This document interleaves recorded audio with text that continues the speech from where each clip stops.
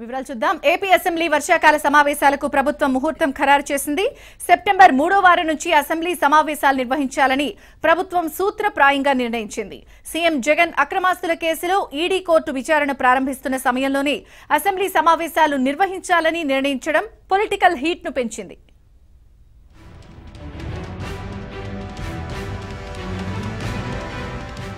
Assembly వర్షాకాల సమావేశాల నిర్వహణకు ప్రభుత్వం సిద్ధమవుతోంది. ఇటీవల కాలంలో ప్రభుత్వాన్ని వరుసగా చుట్టుముడుతున్న వివాదాలు, ఆర్థిక కష్టాలు, యువతులపై గ్యాంగ్రేప్ వంటి ఘటనల విషయంలో ప్రభుత్వంపై ప్రతిపక్షాల ముప్పేట దాడికి కారణమయ్యాయి. జాబ్ క్యాలెండర్పై విద్యార్థి సంఘాల ఆందోళనలు కూడా ప్రభుత్వానికి తలనొప్పిగా మారింది. మొన్నటి వరకు వైసీపీకి మిత్రపక్షంగా ప్రచారం జరిగిన పక్షాలు కూడా గొంతును పెంచుతున్నాయి. ఈ నేపథ్యంలోనే అసెంబ్లీ సమావేశాలు ఏర్పాటు చేసి ప్రభుత్వ స్వరాన్ని వినిపించాలని, అప్పుల బాధలకు గత ప్రభుత్వం కారణమనే అంశాన్ని తెరపైకి తెచ్చేందుకు ప్రయత్నాలు చేయాలని అధికార పక్షం భావిస్తోంది. దిశ చట్టాన్ని కేంద్ర ప్రభుత్వం కొర్రీలతో వెనక్కి పంపించడంతో సవరణలు చేసి ఆమోదం తీసుకోవాలని ప్రభుత్వం భావిస్తోంది.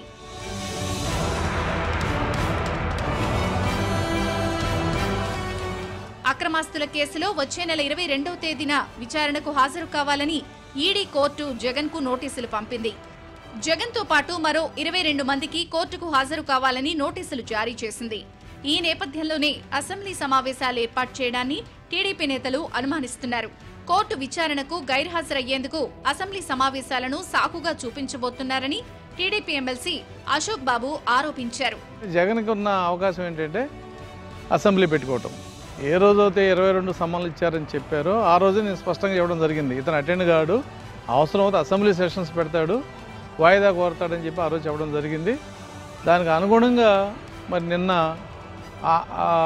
సెప్టెంబర్ ఆఖరి వారంలో వర్షాకాలపు సమావేశాలు పెట్టాలని చెప్పి నిర్ణయం తీసుకున్నట్టుగా మీడియాలో వచ్చింది. కరోనా సమయంలో బడ్జెట్ సమావేశాలు మే 20వ తేదీన ఒక్క రోజుకే పరిమితమయ్యాయి. ఈ సమావేశాలను టీడీపీ బాయ్కాట్ చేసింది. ప్రస్తుత సమావేశాలు సాధ్యమైనన్ని ఎక్కువ రోజులు నిర్వహించాలని ప్రభుత్వం భావిస్తున్న తరుణంలో టీడీపీ ఏ వ్యూహంతో ముందుకెడుతుందో వేచి చూడాలి. అసెంబ్లీ వేదికగా ప్రతిపక్షంపై పైచేయి సాధించాలని అధికార పక్షం భావిస్తోంది.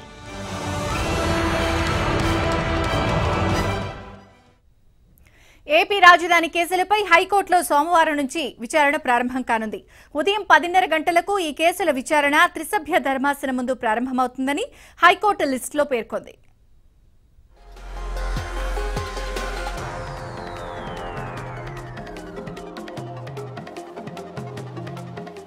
ఏపీ రాజధాని అమరావతిని 3 రాజధానులుగా మారుస్తూ చేసిన పరిపాలనా వికేంద్రీకరణ, సిఆర్డీఏ చట్టం రద్దు బిల్లులను సవాలు చేస్తూ రాజధాని రైతులు హైకోర్టులో గతంలో పలు వ్యాజ్యాలు దాఖలు చేశారు. వీటిపై గతంలోనే జితేంద్ర కుమార్ ప్రధాన న్యాయమూర్తిగా ఉన్న త్రిసభ్య ధర్మాసనం విచారణ చేపట్టింది. దాదాపుగా విచారణ పూర్తయ్యే దశలో ఆయన బదిలీ అయ్యారు. దీంతో విచారణ అర్ధాంతరంగా నిలిచిపోయింది. ఈ కేసులను వెంటనే విచారించాలని రాష్ట్ర ప్రభుత్వం హైకోర్టుకు విజ్ఞప్తి చేసింది. దీంతో హైకోర్టు ఈ ఏడాది ఏప్రిల్లో కేసుల విచారణ చేపట్టాలని నిర్ణయించింది. అయితే అప్పట్లో కరోనా సెకండ్ వేవ్ ఉధృతంగా ఉంది. వేసవి సెలవులు అనంతరం ఆగస్టు 23వ తేదీ నుంచి రోజువారీ విచారణ చేపడతామని హైకోర్టు పేర్కొంది. ఈ మేరకు సోమవారం నుండి రాష్ట్ర హైకోర్టు త్రిసభ్య ధర్మాసనం ఈ కేసుల విచారణను చేపట్టనుంది.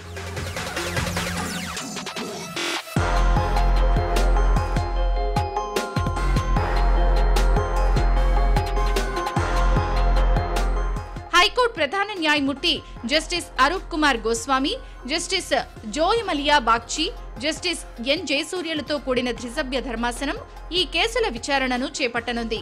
అమరావతి రైతులతో పాటు రైతు కార్యాచరణ సమితి, వివిధ రైతు సంఘాలు ఈ పిటిషన్లను దాఖలు చేశాయి. విచారణ ప్రారంభమవుతుందని హైకోర్టు ప్రకటించడంతో అటు రైతు సంఘాల తరపున, ఇటు ప్రభుత్వం తరపున ఢిల్లీలోని సుప్రీంకోర్టు సీనియర్ న్యాయవాదులను రాజధాని అమరావతికి రప్పించేందుకు ఇరుపక్షాలు ప్రయత్నాలను ప్రారంభించాయి.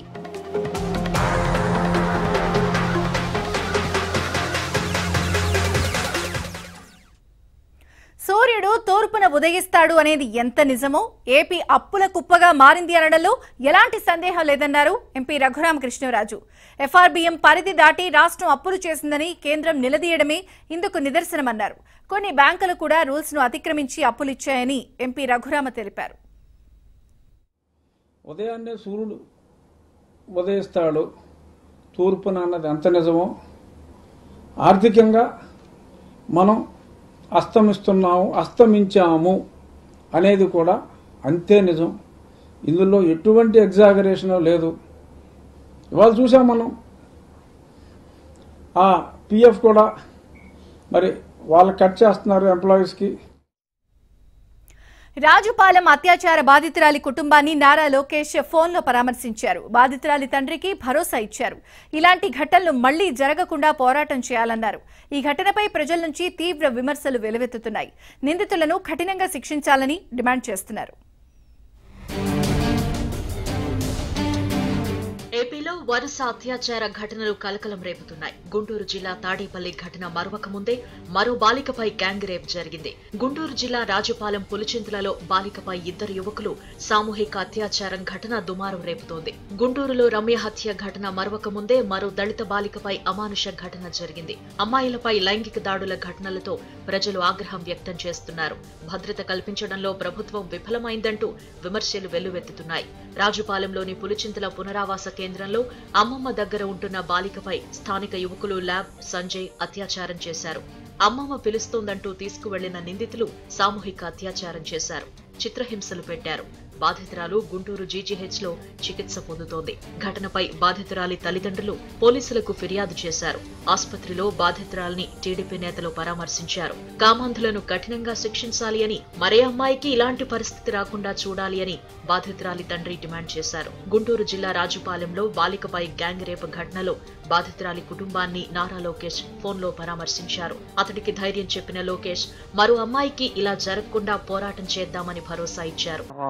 బాగా మీరు చెప్తుంది, అందుకే మీకు ధైర్యం ఇచ్చేదానికి అదే విధంగా సమాజంలో కూడా చైతన్యం రావాల్సిన అవసరం ఉంది.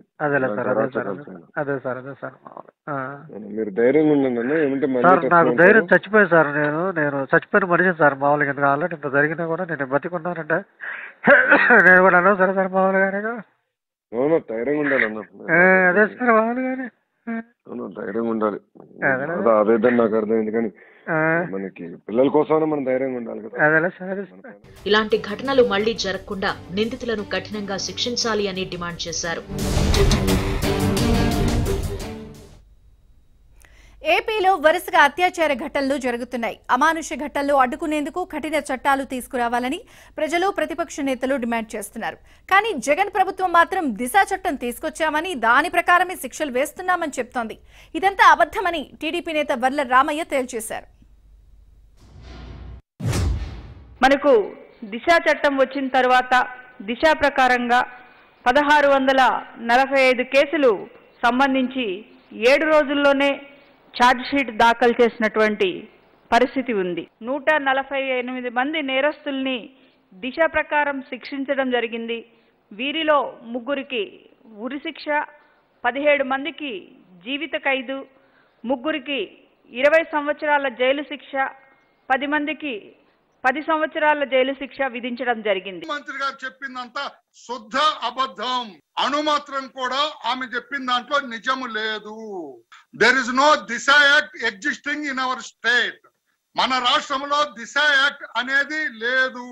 ఉత్తుత్తిగా ప్రచారం కోసం ఈ ప్రభుత్వం ఫ్రేమ్ చేసి కేంద్రానికి పంపితే, రాష్ట్రపతి గారికి పంపితే, రాష్ట్రపతి గారు దాని మీద కొర్రేశారు, ఒక తిప్పి పంపించారు, సర్టన్ రిమార్క్ చేశారు.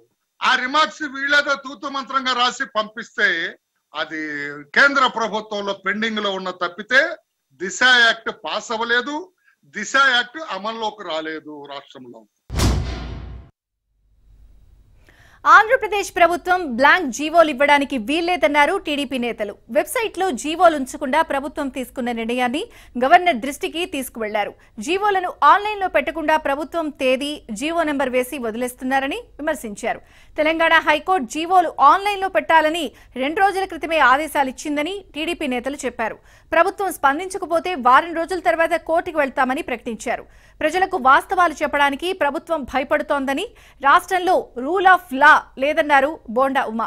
బ్లాంక్ జీవోలపై గవర్నర్కు ఫిర్యాదు చేయగానే ఆన్లైన్లో జీవోలు లేకుండా చేశారని వర్ల రామయ్య అన్నారు.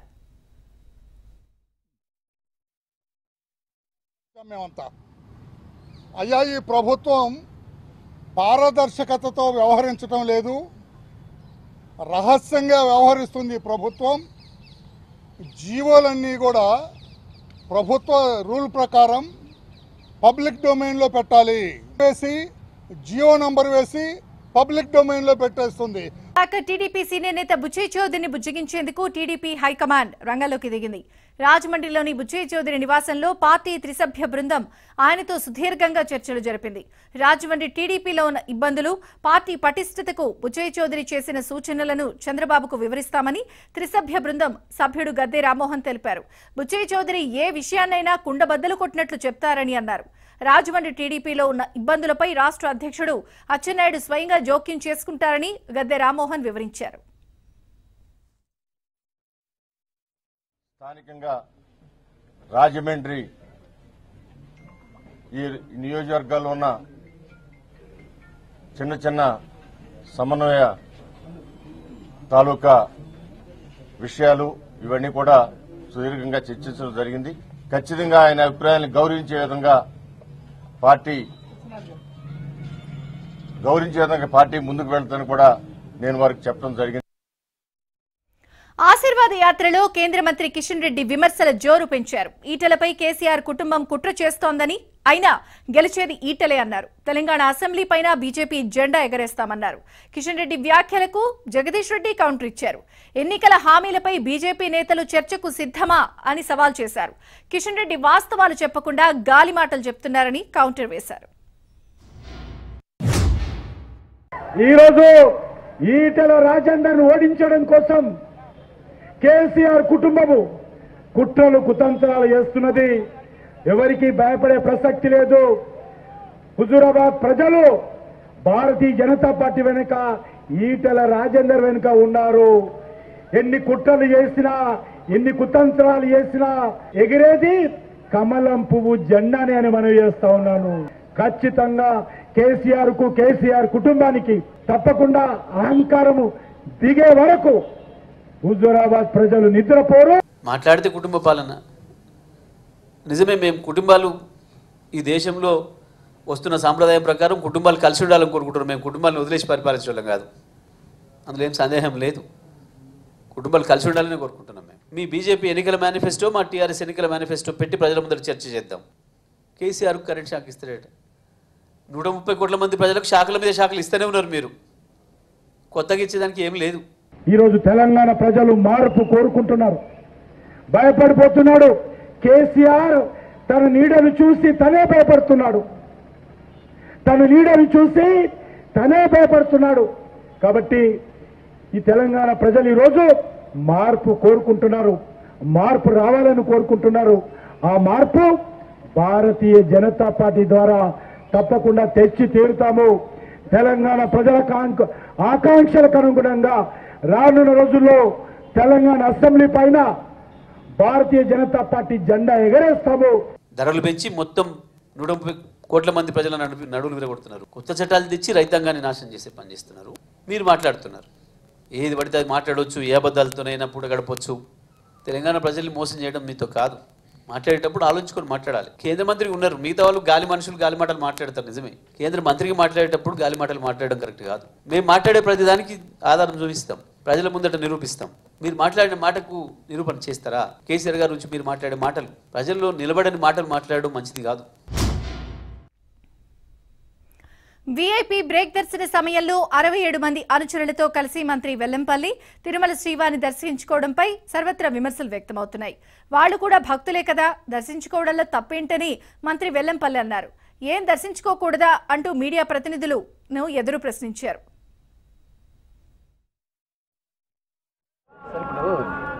దేవాదాయ శాఖ మంత్రిగా కావచ్చు, వాళ్ళు భక్తులు ఎవరైనా కానీ భక్తులే కదా, ఎవరైనా కానీ సామాన్య ప్రజలు రావచ్చు. ఎవరైతే ఆన్లైన్లో టికెట్ బుక్ చేసుకుంటారో వాళ్ళు వస్తున్నారు, వాళ్ళతో పాటు వస్తున్నారు. దాంట్లో తప్పే ఉంది. దేవుడికి గుడికి రాకూడదని ఏమైనా ఉందా? అంతర్జాతీయ ఆర్బిట్రేషన్ సెంటర్ ఏర్పాటు తన మానస పుత్రిక అన్నారు సుప్రీంకోర్టు ప్రధాన న్యాయమూర్తి జస్టిస్ ఎన్వి రమణ. అంతర్జాతీయ ఆర్బిట్రేషన్ కేంద్రాన్ని హైదరాబాద్ లో ఏర్పాటు చేయడం సంతోషంగా ఉందన్నారు. అంతర్జాతీయ ఆర్బిట్రేషన్ ఏర్పాటు ద్వారా ఎన్నో ప్రయోజనాలున్నాయని జస్టిస్ ఎన్వి రమణ అన్నారు. ఆర్బిట్రేషన్ సెంటర్ డీడీ రిజిస్ట్రేషన్ కార్యక్రమంలో సుప్రీం సీజేఐ జస్టిస్ ఎన్వి రమణతో పాటు Telangana high court CJ justice Hima Kohli, supreme court judge justice L Nageswararao, రాష్ట్ర మంత్రి కేటీఆర్, ఇంద్రకరణ్ రెడ్డి పాల్గొన్నారు. My dream will come true within a period of 3 months. Thanks to the Chief Minister of Telangana, Mr. Chandrasekhar Rao, as well as the Chief Minister of the High Court, Hima Kohli, and other officials to taking the steps to make my dream real. In the month of June, sometime I came to Hyderabad after taking as a Chief Justice. I mentioned to the Chief Justice that why don't you consider the proposal for setting of an international arbitration center in Hyderabad. Kadapa జిల్లాలో sub registration కార్యాలయాల్లో నకిలీ చలాన్ల ముఠా గుట్టును పోలీసులు రట్టు చేశారు. నకిలీ చలాన్లతో 1,03,00,000కు పైగా ప్రభుత్వ ఖజానాకు నిందితులు గండికొట్టారు. నిందితులను అరెస్ట్ చేసిన పోలీసులు నకిలీ చలాన్ల తయారీకి ఉపయోగించిన కంప్యూటర్, ప్రింటర్తో పాటు 2,71,000 నగదు సీజ్ చేశారు. రాష్ట్రంలో నకిలీ చలాన్లపై ఏబిఎన్ వరుస కథనాలు ప్రసారం చేసింది. ఏబిఎన్ కథనాలతో కదిలిన అధికారులు దర్యాప్తు ముమ్మరం చేశారు. ఇప్పటికే 5 అధికారులపై సస్పెన్షన్ వేటు వేశారు.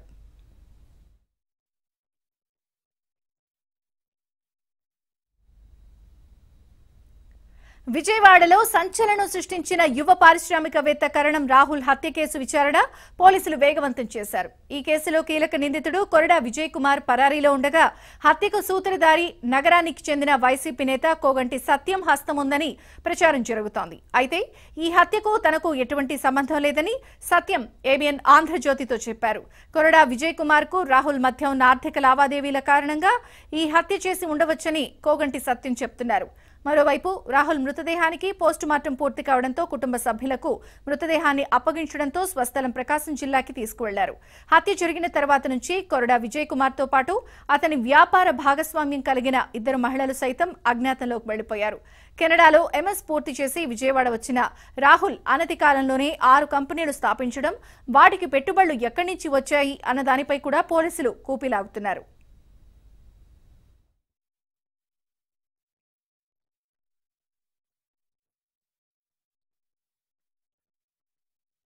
కార్పొరేట్ చేయడం జరిగింది కాబట్టి పరిచయాలు ఎక్కువ. మా ఫ్యామిలీ, వాళ్ళ ఫ్యామిలీలు పెద్ద ఫ్యామిలీలు కృష్ణలంకలో ఉన్నాం కాబట్టి, కమ్యూనిస్ట్ పార్టీలో ఉండేవాళ్ళం కాబట్టి మా ఫ్యామిలీలు మేమందరూ కూడా కలిసి ఉన్నమాట వాస్తవం.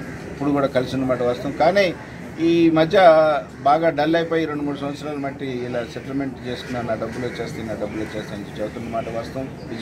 ఏపీలో పోలీసులు ప్రజల రక్షణ వదిలేసి ప్రజా ప్రతినిధుల సేవలో తరిస్తున్నారని సిపిఐ రాష్ట్ర కార్యదర్శి రామకృష్ణ ఆరోపించారు. గుంటూరు జిల్లా రాజుపాలెంలో అత్యాచారానికి గురైన బాలికను పరామర్శించేందుకు సిపిఐ నేతలు జీజీహెచ్కు వచ్చారు. అయితే వారిని పోలీసులు అనుమతించలేదు. రమ్య హత్య ఘటన మరొక ముందే మరో దళిత బాలికపై అత్యాచారం జరిగిందన్నారు. కర్నూలు జిల్లాకు చెందిన బాలిక హత్య జరిగి ఏడాది గడిచినా ఇంతవరకు ఆ కుటుంబానికి న్యాయం చేయలేదన్నారు. దిశ చట్టం తీసుకొచ్చి జగన్మోహన్ రెడ్డి ఏం సాధించారో చెప్పాలని రామకృష్ణ డిమాండ్ చేశారు.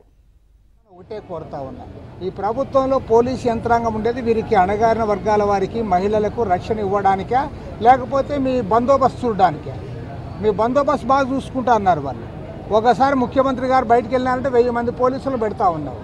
కానీ వీళ్ళకి మాత్రం రక్షణ లేని పరిస్థితులు వస్తూ ఉన్నాయి. దీన్ని తీవ్రంగా ఖండిస్తూ ఉన్నాం. 17 years సుమలత అనే అమ్మాయి పైన అత్యాచారం జరిగినట్లుగా ఈరోజు మీడియాలో కూడా వార్తలు వచ్చాయి. దీనిపైన హాస్పిటల్కి ఇక్కడ కనుక్కోవడానికి మేము వచ్చాము. మరి మాకు మాత్రం నిబంధనలు చెప్తా ఉన్నారు. ఎందుకంటే అమ్మాయి మైనర్ కాబట్టి కలవడానికి వీలు లేదని. మేము కోరేది ఏమంటే మైనర్లైనా మేజర్లైనా. గుంటూరు అర్బన్ దిశ పోలీసులు తన మేనమామను అక్రమంగా నిర్బంధించారని మేడికొండూరుకు చెందిన క్రాంతి కుమార్ ఆరోపించాడు. బాపట్లలో ఎస్టీ హాస్టల్ వార్డెన్ గా పనిచేస్తున్న తన మామ లాంరాజుపై ఓ మహిళ ఫిర్యాదు చేయడంతో కేసు నమోదు చేశారని చెప్పారు. ఆ కేసు నడుస్తూ ఉండగానే గుంటూరు అర్బన్ దిశ పోలీసులు అక్రమంగా అదుపులోకి తీసుకున్నారని క్రాంతికుమార్ ఆరోపించారు. ఇక 4 రోజుల క్రితం రాజును అర్బన్ దిశ స్టేషన్ కు తీసుకొచ్చిన పోలీసులు మహిళలతో సెటిల్మెంట్ చేసుకోవాలని వేధిస్తున్నారని ఆవేదన వ్యక్తం చేశాడు. అనారోగ్యంతో ఉన్న తన మామను కనీసం చూసేందుకు కూడా అనుమతించడం లేదని క్రాంతికుమార్ వాపోయాడు. ఉన్నతాధికారులు స్పందించి వెంటనే విడుదల చేయాలని విజ్ఞప్తి చేశారు. నేను లాంరాజు వల్ల మేనల్లుడిని.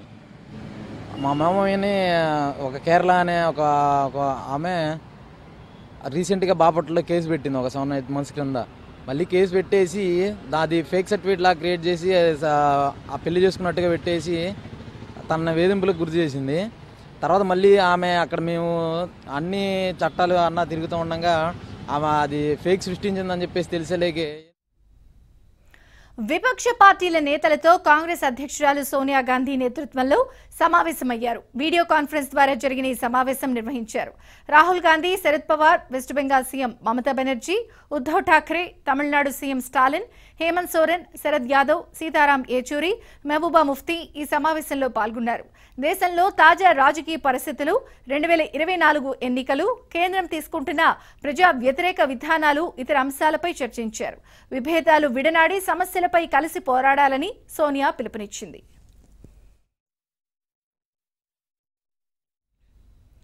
భారత్లో మరో కరోనా వ్యాక్సిన్ అందుబాటులోకి రానుంది. గుజరాత్కు చెందిన ఫార్మా సంస్థ జైడస్ క్యాడిలా అభివృద్ధి చేసిన జైకోవ్ డి టీకాకు నిపుణుల కమిటీ గ్రీన్ సిగ్నల్ ఇచ్చింది. ఈ టీకాకు అత్యవసర వినియోగ అనుమతులు ఇవ్వాలంటూ భారత ఔషధ నియంత్రణ సంస్థకు సిఫారసు చేసింది. డిఎన్ఏ సాంకేతికతతో అభివృద్ధి చేసిన జైడస్ క్యాడిలా టీకాకు 66.6% సమర్థత ఉందని నిర్ధారణ అయింది. 12 ఏళ్లు పైబడిన వారిపై తమ టీకా సమర్థవంతంగా పనిచేస్తుందని జైడస్ క్యాడిలా సంస్థ వెల్లడించింది. ఏటా 24 కోట్ల డోసులను ఉత్పత్తి చేయడమే లక్ష్యంగా పెట్టుకున్నట్లు తెలిపారు.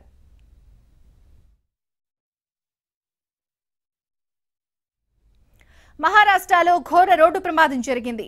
ముల్దానాలో ఎక్స్ప్రెస్ హైవేపై టిప్పర్ అదుపు తప్పి బోల్తా పడింది.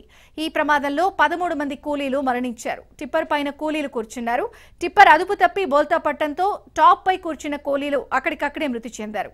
పోలీసులు, స్థానికులు సహాయక చర్యలు చేపట్టారు.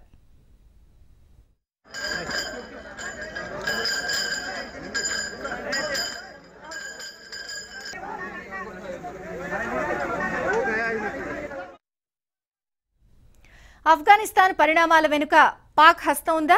పొరుగు దేశాల ఆందోళనకు అదే కారణమా? లేదంటూనే తాలిబన్లు తమ నైజాన్ని ప్రదర్శిస్తున్నారా? భారత్ను టార్గెట్ చేశారా?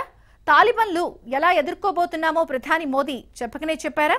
స్పెషల్ ఆఫ్ఘనిస్తాన్లో ఏర్పాటుతో భారతీయులను వెనక్కి రప్పించే చర్యలు చేపడుతున్నారా?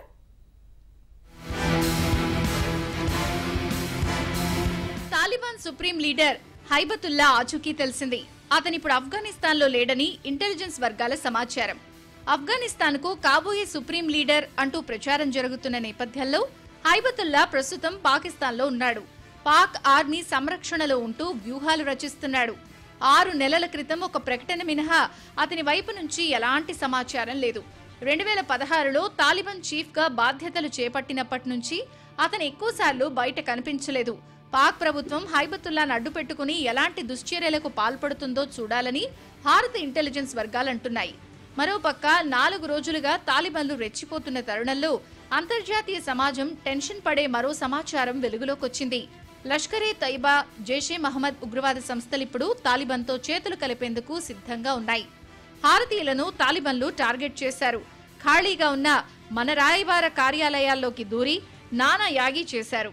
కాందహార్, హెరాత్ రాయబార కార్యాలయాల్లో ఎలాంటి కీలక డాక్యుమెంట్లు లభించకపోవడంతో అక్కడున్న కార్లు, వాహనాలను తీసుకెళ్లిపోయారు.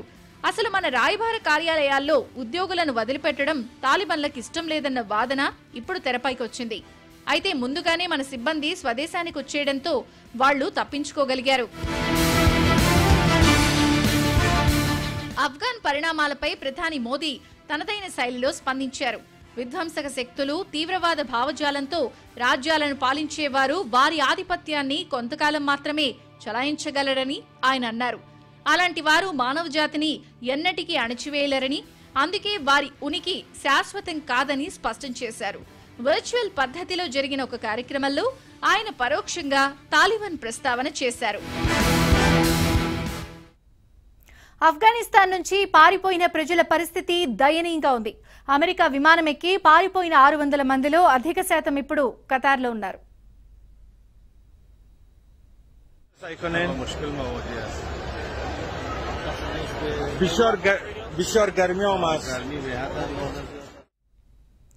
ఆఫ్ఘాన్ జాతీయులందరికీ ఒకే చోటే ఉంచారు. అందరికీ కలిపి ఒకే టాయిలెట్ ఉంది. ఎలాంటి వసతులు లేవు. దానితో శరణార్థులుగా వెళ్లిన వారంతా ఇప్పుడు లబోదిబో మనాల్సిన దుస్థితి నెలకొంది.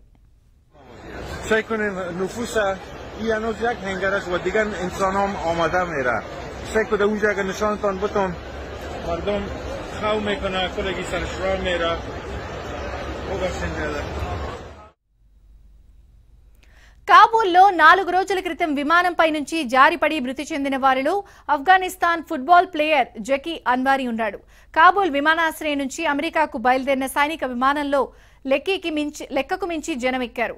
ఇంకొంతమంది విమానం ఎక్కడానికి ప్రయత్నించడంతో ఖాళీ లేక విమానం రెక్కలపైన ఇంకొంతమంది చక్రాలను పట్టుకుని వెళ్లాడారు. వారిలో 5 కింద పడి చనిపోయారు.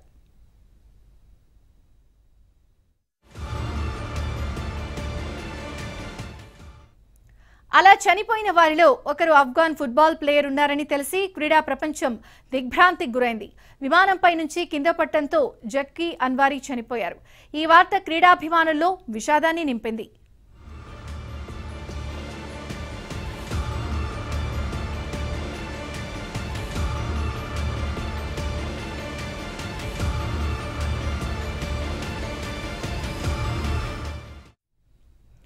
Zaki Anwari Afghanistan youth football player. National youth team తరపున కూడా ఆడాడు.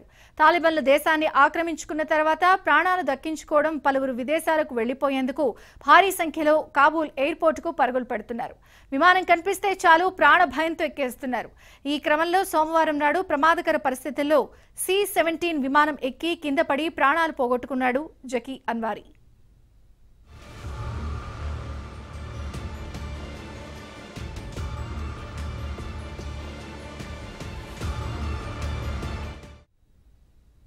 ఆఫ్ఘాన్లో తాలిబాన్ దెబ్బకు జనం బెంబేలెత్తిపోతున్నారు. దేశం వదిలి పారిపోతున్నారు.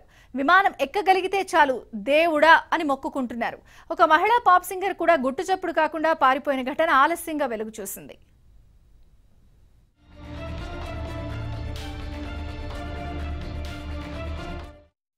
36 ఏళ్ల అరియానా సయ్యద్ ఆఫ్ఘాన్ టెలివిజన్లో చాలా ఫేమస్. పాటలు పాడుతూ అందరినీ ఆకట్టుకుంటుంది.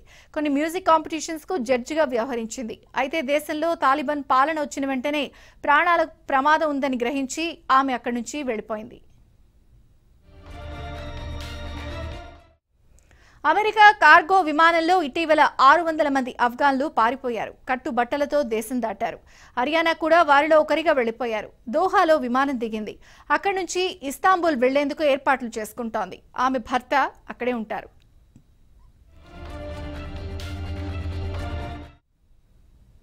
ఇవి బులెటిన్ విశేషాలు. అప్డేట్స్ కొనసాగుతాయి. చూస్తూనే ఉండండి ABN.